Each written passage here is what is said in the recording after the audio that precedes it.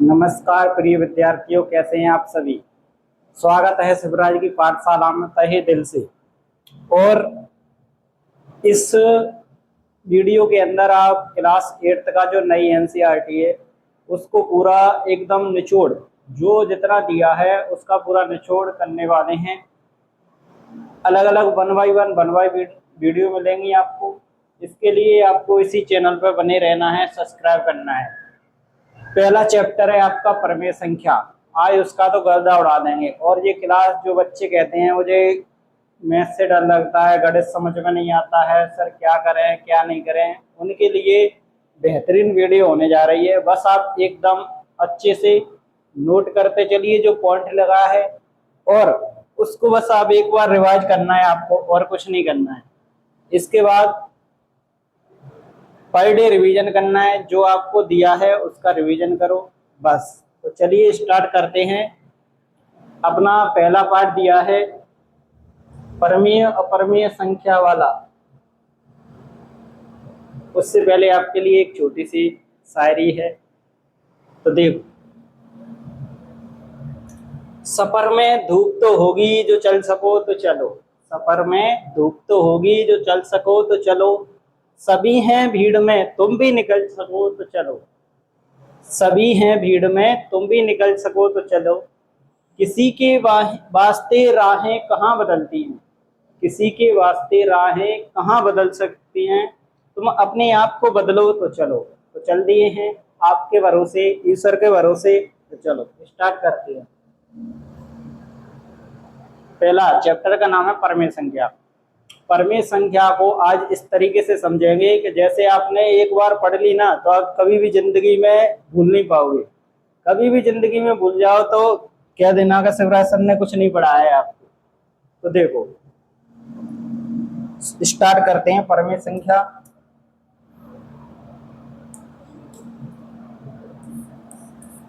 देखो परमेय संख्या क्या होती है। वे संख्याएं वे संख्याएं वे संख्याएं जिन्हें हम P/Q के रूप में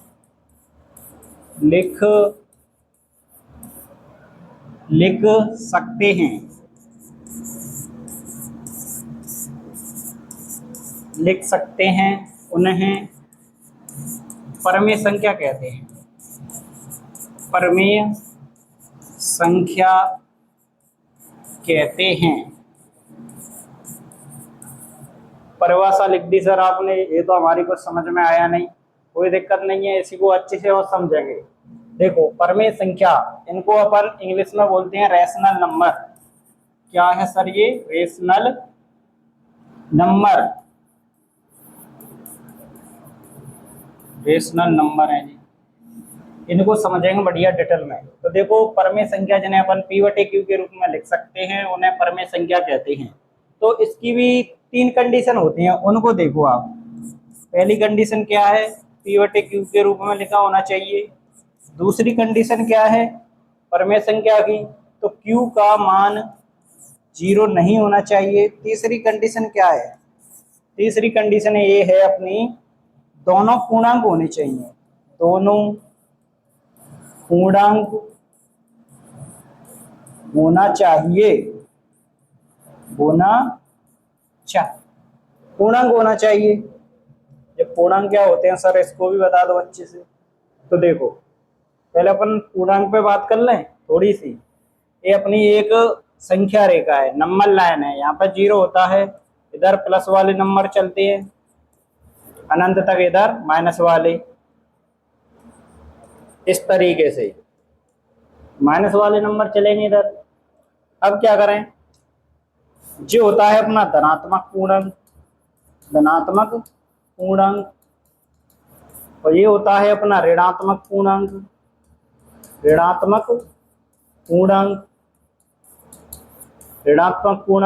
और ये 0 है तो इसको अपन बोल देते हैं 0 पूर्णांक। ठीक है बच्चों, यहाँ तक हो गया है क्लियर। तो देखो P/Q का मतलब होता है अंश बटे हर के रूप में। जैसे कोई संख्या लिखी है 2, इसके बटे में लिखी है 3, तो ये p बटे q के रूप में, इसमें p कौन सा है, ये वाला, नीचे वाला क्या है q। अब इसमें q का मान 0 क्यों नहीं होना चाहिए, जैसे आपने किसी भी संख्या में q का मान आपने 0 रख दिया तो उसका आंसर हमेशा अनंत आएगा। क्या आएगा, अनंत, अनंत आएगा। इसीलिए अपन q का मान 0 नहीं लेते हैं और दोनों पूर्णांक होने चाहिए, जरूरी है ये दोनों पूर्णांक होना, तभी तो अपनी परमेय संख्या कहलाएगी। तो सर आप एक दो एग्जाम्पल दे के बता दो हमें, कौन कौन से एग्जाम्पल हो सकते हैं। तो देखो सिंपल सा कोई भी एग्जाम्पल ले लो, जो बटे में संख्या लिखी होती है वो परमेय संख्या होती है, जैसे 1/2, 2/3, 4/5, 6/1। अब सर कैसे चेक करेंगे ये परमेय संख्या है कि नहीं है, तो देखो उसके लिए भी हमारे पास एग्जाम्पल निकालने पड़ेंगे। तो देखो अपन समझते हैं परमेय संख्या है या नहीं, इसको साफ कर देते हैं।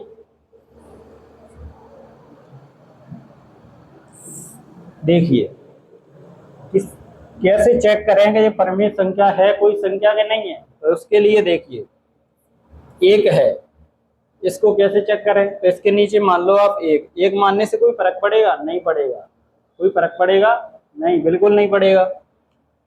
अब देखो जो p बटे q के रूप में लिखी है सर, तो आप कहोगे सर लिखी है तो p बटे q के रूप में, q का मान 0 वो भी नहीं है, तो ये भी कंडीशन अपनी अप्लाई होगी। दोनों पूर्णांक है, तो जी हाँ दोनों एक में एक है, एक संख्या एक है जो दोनों पूर्णांक में ही आती है। कोई भी संख्या उठा लो आप, सर क्या जीरो परमेय है, जीरो को चेक कर लेते हैं। तो चलो, तो देखिए जीरो के नीचे एक मानिए, मान लिया, तो ये p बटे q के रूप में लिखी है, सर लिखी है p बटे q के रूप में लिखी, q का मान 0, ये भी नहीं है q का मान 0, तो यहाँ तक भी अपनी परमेय संख्या है। क्या ये दोनों पूर्णांक हैं, तो हाँ सर बिल्कुल दोनों पूर्णांक हैं। अब अपरमेय संख्या को थोड़ा सा अपन भी समझ लेते हैं, उनको भी अपरमेय संख्या वे होती हैं जिनको अपन p बटे q के रूप में नहीं लिख सकते। अपरमेय कौन सी होंगी, जिनको अपन p बटे q के रूप में नहीं लिख पाएंगे, अपरमेय संख्या जिनको अपन p बटे q के रूप में नहीं लिख पाओगे आप।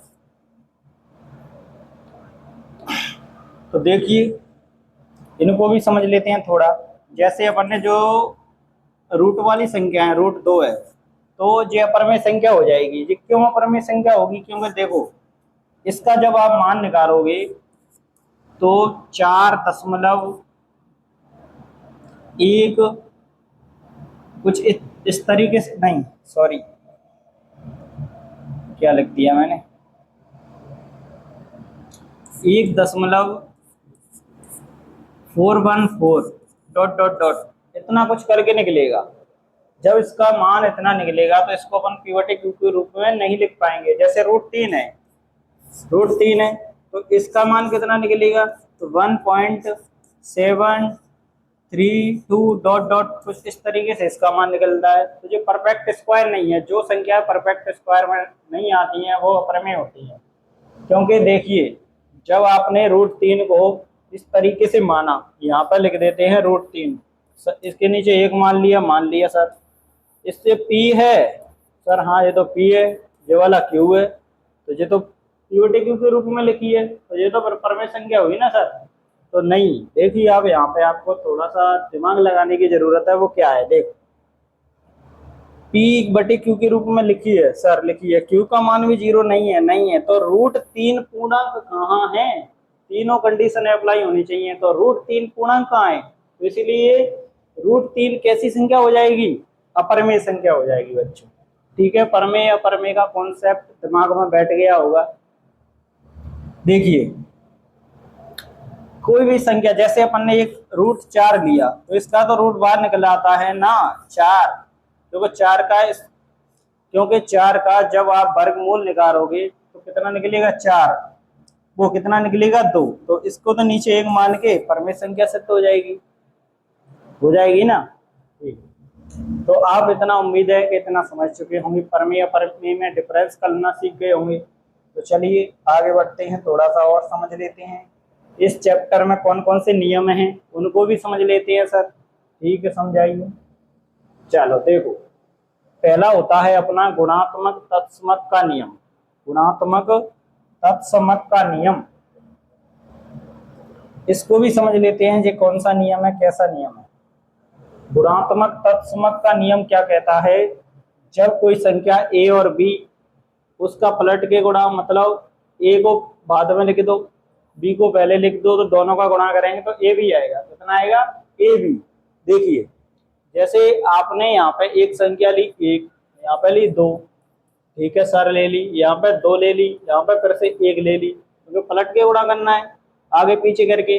चलो तो उनको दोनों का गुणा करोगे तो कितना आएगा, दो। तो यही लिखा है, ये वाला अगर संख्या अपन को ऐसे में लिखी दिख जाए तो वहां पर गुणात्मक तत्समक का नियम मिलेगा। नियम या गुणधर्म एक ही बात है बच्चों, आप इसमें कंफ्यूज ना होइए कि गुणधर्म क्या होते हैं, नियम क्या होते हैं जी, अलग अलग कहाँ से कैसे क्या है। तो देखो आपको बस इतना समझना है, नियम और गुणधर्म एक ही बात है, नियम और गुणधर्म एक ही बात है। क्रम विनिमयता का नियम क्या है सर, इसको भी समझ लेते हैं।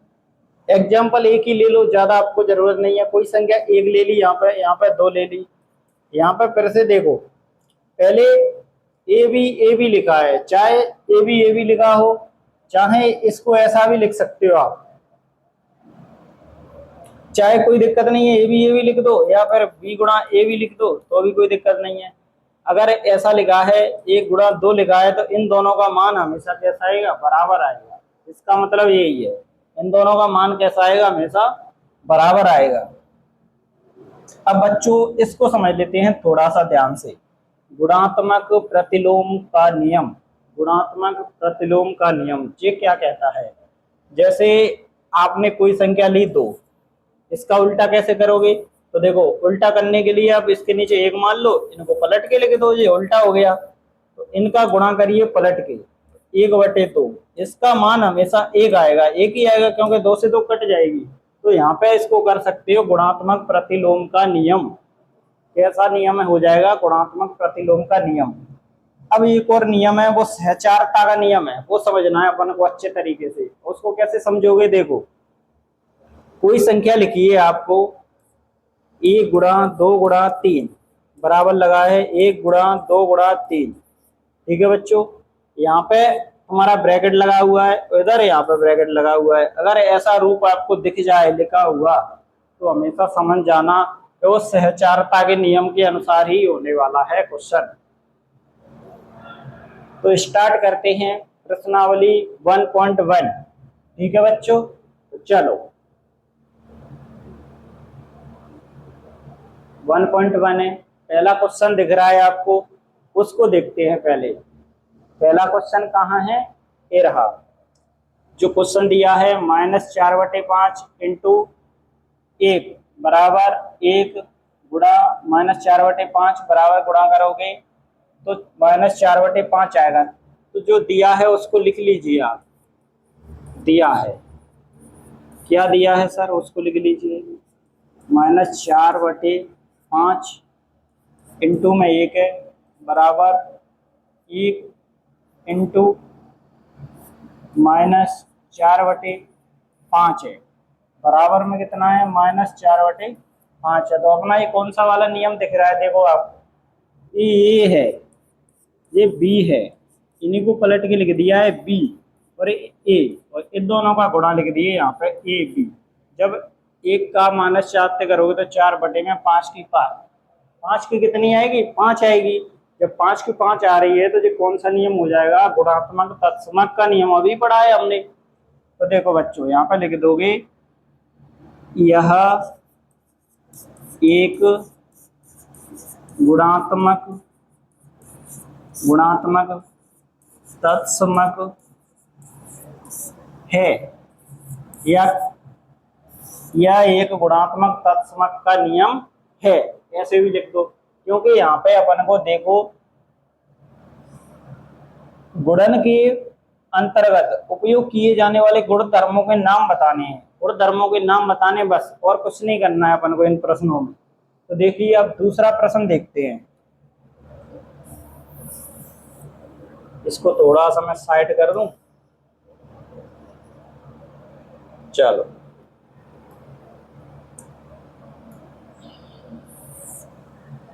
देखिए बच्चों, दूसरा लिखा है, जो दिया है उसको लिख लिया करो आप। क्या क्या दिया है?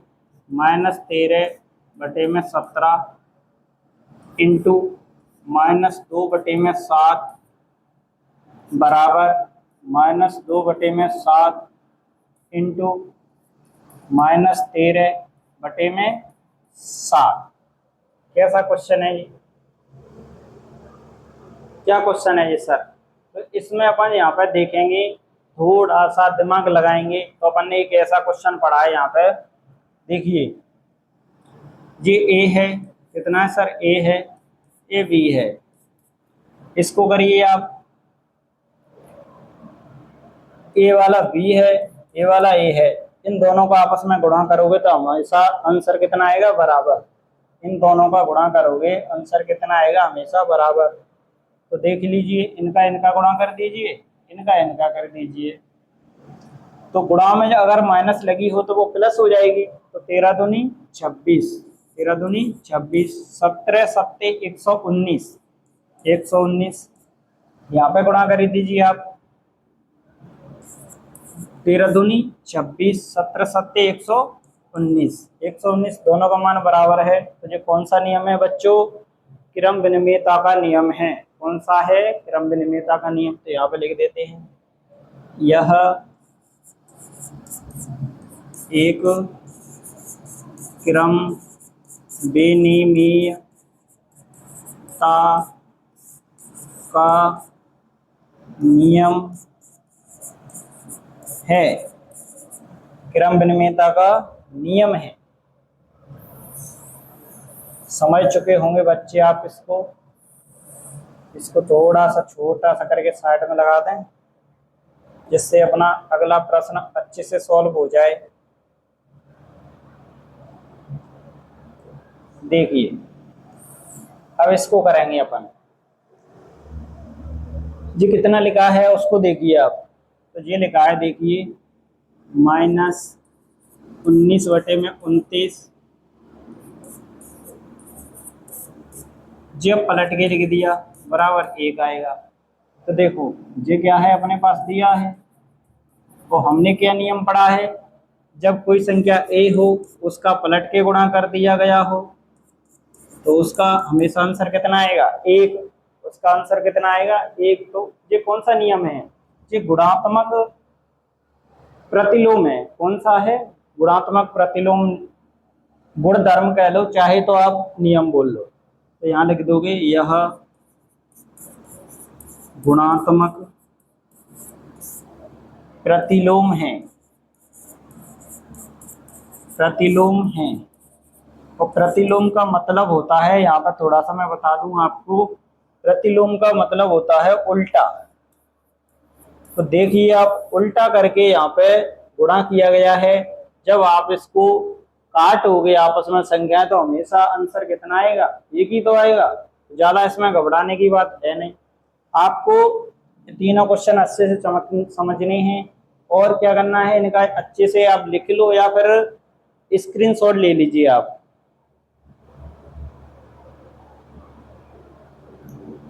ठीक है बच्चों, ले लिया होगा आपने।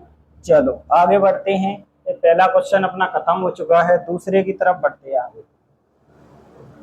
बताइए, कौन से गुणधर्म की सहायता से आप इस तरीके से संख्याओं को लिख सकते हो या फिर कहें अभिकलन कर सकते हो? तो अपन ने कौन सा नियम पढ़ा है? ये वाला सहचारता का नियम। वो क्या कहता है? देखिए आप, सहचारता का नियम क्या कहता है बच्चों? देखिए, जो दिया है वो क्वेश्चन को लिखिए। पहले दिया है, ठीक है, लिख लिया हमने, दिया है। प्रश्न उतारिए पूरा। 1/3 गुणा 6 4/3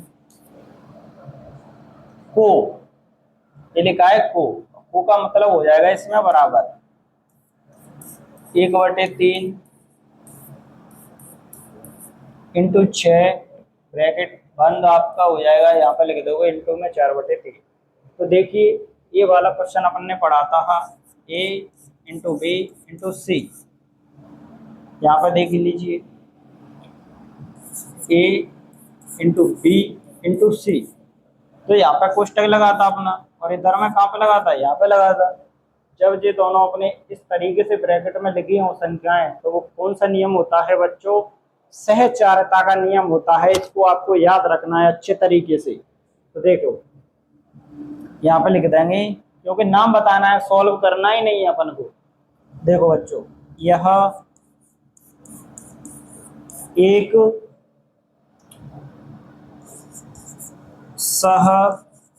सहचारिता का नियम है। नियम की जगह आप गुणधर्म भी लिख सकते हो, ऐसा मत बोलना सर ने बताया नहीं है। नियम की जगह आप गुणधर्म भी लिख सकते हो बच्चों, इसमें कोई दिक्कत उम्मीद करता हूं नहीं होगी, क्योंकि अपन ने पहले ही चारों नियम कॉन्सेप्ट से पढ़ लिए थे, इसीलिए अपन को कोई प्रॉब्लम नहीं है। चलो आगे बढ़ जाते हैं। दूसरा क्वेश्चन हो चुका है खत्म।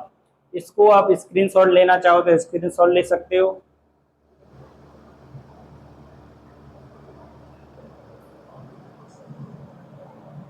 इसको थोड़ा सा अपन हटा दें, फिर इसको समझ लेते हैं एक बार अच्छे तरीके से। देखिए, दो परमेय संख्याओं का गुणनफल हमेशा एक परमेय संख्या ही होता है। खालिस्तान में हमेशा अपन ने परमेय संख्या भरना है। क्यों भरना है उसको समझिए। जैसे सर मैंने एक संख्या ली 1/2, क्योंकि परमेय संख्या है, बटे में लिखी हुई संख्या है।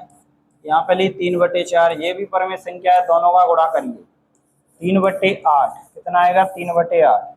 एक संख्या तो ये ले ली, एक संख्या ली मैंने 4/5 इंटू 3/2, गुणा करिए 4×3=12, और काटिए और गुणा करिए इनका 10, इनको काट के लिख दीजिए।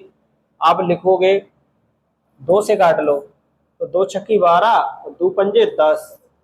ठीक है सर, आपने ये भी बता दिया। एक और कोई भी संख्या ले लीजिए आप, 0 और 1, एक ले लो या 2 ले लो, आपकी इच्छा हो, गुणा करोगे 0। तो देखिए,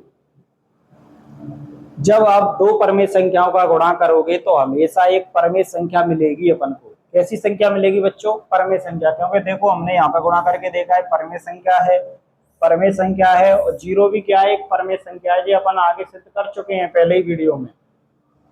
ठीक है बच्चों, इसके साथ अपना जो एक पार्ट है, या कहूँ प्रश्नावली 1.1 है, पूरी होती है समाप्त।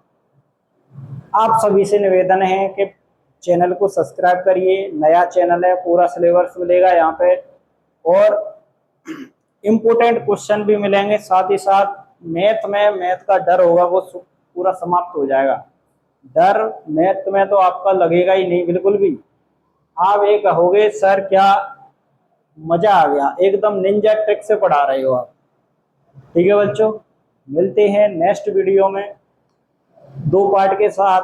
आपको वहां पे पढ़ना है एक चर वाले रैखिक समीकरण को तो गर्दा उड़ा दें गर्दा। एक बार वीडियो देखने आना है जरूर आपको। ठीक है बच्चों, नमस्कार, मिलते हैं आपसे न्यू वीडियो में।